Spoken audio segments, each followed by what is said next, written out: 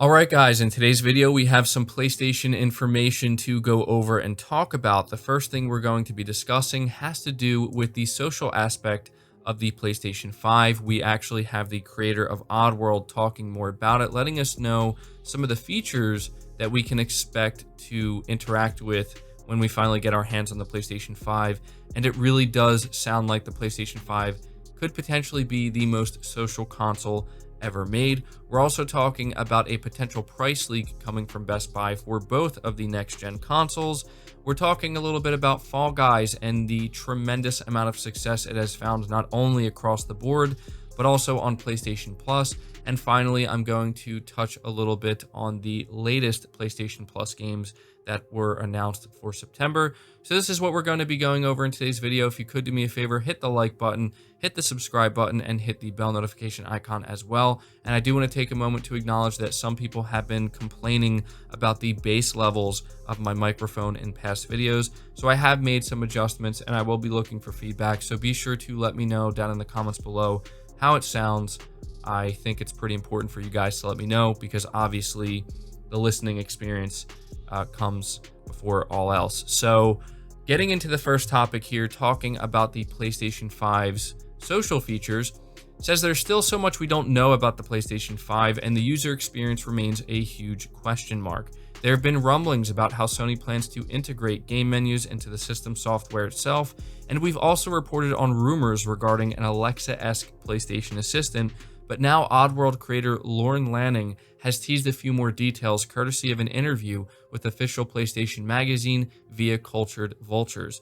Speaking with the publication, he hinted that the next-gen console will be much more social than its predecessors, with fans remaining on the system to share their experiences rather than visiting other websites and discussion boards.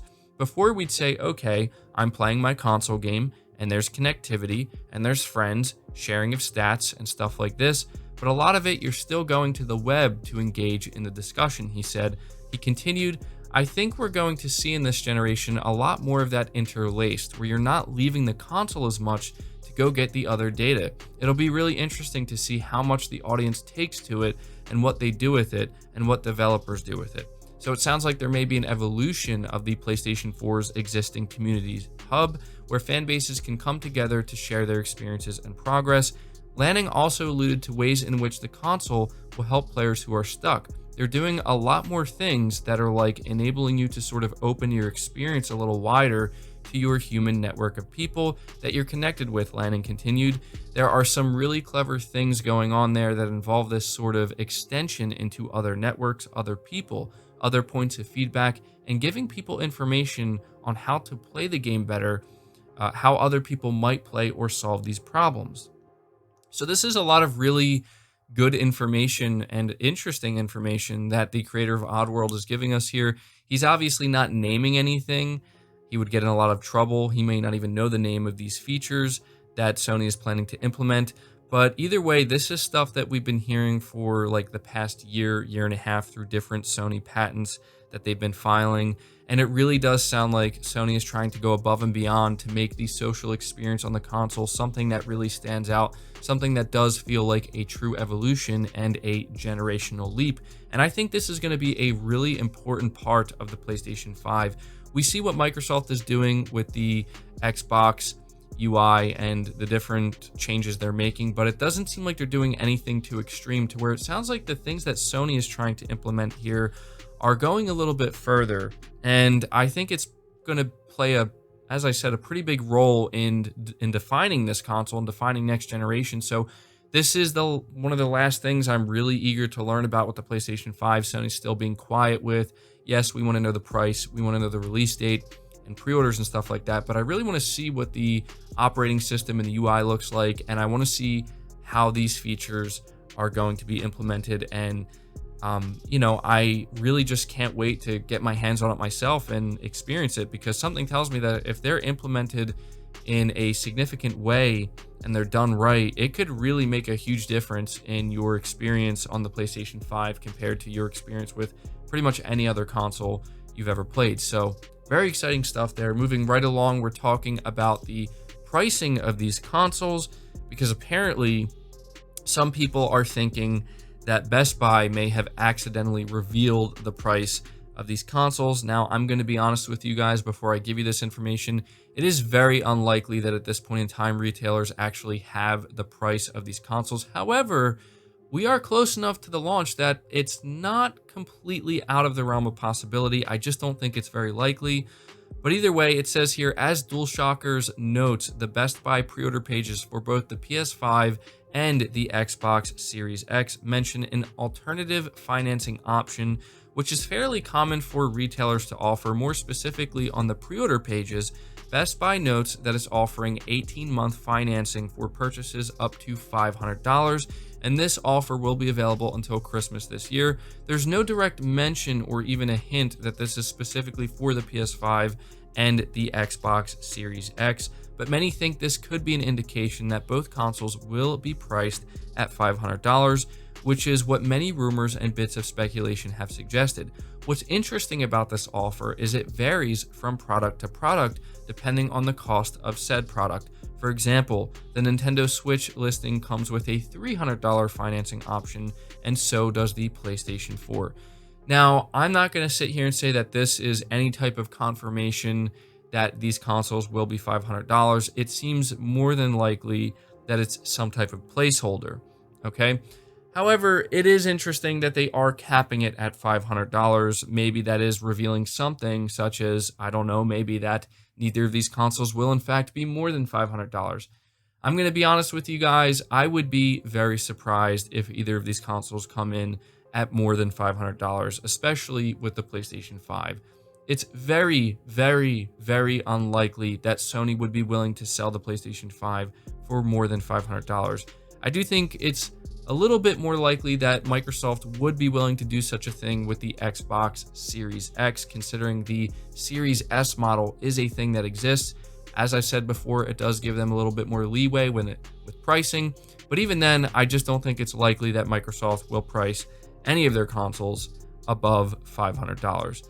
I think the most likely scenario is exactly what we're seeing here with Best Buy, and that is that both of these next-gen consoles come in at $500. So I don't think you should walk away from this thinking that this is an actual legitimate leak from Best Buy. It very well could be, but it is very unlikely. However, if you use your common sense, it does seem likely that both of these consoles will be $500. That's what every sign is pointing to. So to wrap this video up, we're talking briefly about Fall Guys and how, according to PlayStation, it is the most downloaded PlayStation Plus game of all time. It says here that PlayStation Plus has offered up some belting games over the years, but none, not even the mighty Rocket League, has proven to be as popular as Fall Guys. The incredibly dumb but incredibly fun multiplayer title was added to the service last month, and it's already the most downloaded PlayStation Plus game of all time.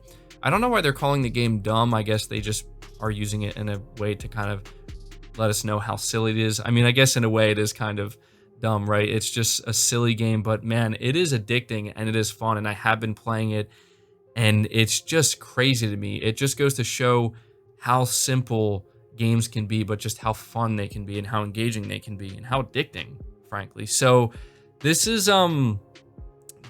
to me not the most surprising news, but it is kind of crazy to think about. This game just kind of came out of nowhere. It's now the most downloaded PlayStation Plus game of all time. That's probably thanks to the massive user base. And as we know, over the years, as the user base continues to grow, so do the PlayStation Plus subscribers. But it currently has the crown, and it'll probably be quite some time before another game comes along that actually beats it. So I just wanted to take a moment to let you guys know about that. Let me know what your experience with Fall Guys has been like up until this point. I have to imagine that a pretty good amount of you have been playing it or have played it. So let me know what your experience has been with that so far. And to end the video, I just want to let you know that the September PlayStation Plus lineup features PUBG, or PlayerUnknown's Battlegrounds, and Street Fighter V. I don't normally mention this, but the reason I am mentioning it is just because I have been playing PUBG for a couple of years now pretty consistently as my go-to multiplayer shooter. It's a very tactical game. It gets a lot of flack, and I think the reason why it gets a lot of flack is because the skill gap is pretty steep and pretty wide, and it's a game that definitely takes time to really master and legitimately get good at. And I think because of that, it leads to a lot of frustration. It could very well be also because when you play the ranked mode of the game, that's where it gets really sweaty. That's where all the tryhards go, including myself. And it can just be very rage inducing. But I guess what I'm trying to get at here is I'm actually happy to see PUBG make it to PlayStation Plus, because it means there's going to be a massive influx of new players, and hopefully it will create a little bit of a balance. So I just wanted to let you guys know about that. I'm not the biggest fan of Street Fighter, but I'm sure that there are a lot of people who are going to be happy to see that Street Fighter is there as well. Although it wouldn't surprise me if overall most people are not that excited about the lineup. I think at this point, some people are expecting something other than PUBG. But again, as somebody who plays it, I'm happy to see it there. So that's going to do it for the video, guys. I hope you did enjoy it. I hope you did find it informative. If you did, be sure to leave it a like. Subscribe to the channel if you're new and haven't already. Hit the bell notification icon so you never miss an upload. And feel free to share this video out on top of all that. But until next time, guys, take care.